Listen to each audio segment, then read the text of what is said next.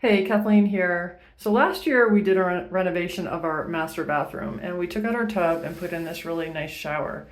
And instead of a circular drain, we decided to put in a linear drain here towards the where the shower head is.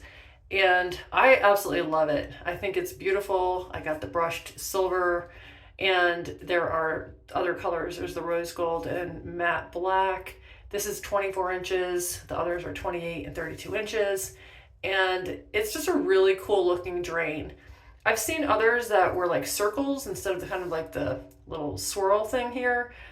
And if I had had penny rounds, I would have gone with that. But because we did this pattern, I went with the pattern that I chose.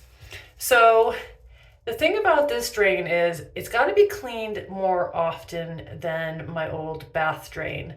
Now the old bath drain got pretty gross when I did finally need to clean it, but this one isn't as gross because you're cleaning it more often.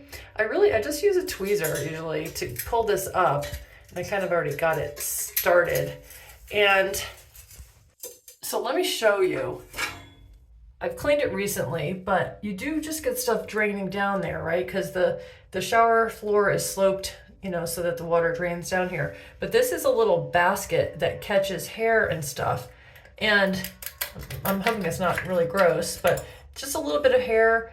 What the thing is about this, it doesn't take much hair to get matted down into the bottom of this for it to stop draining well. So it pretty quickly starts backing the water up, like within a month.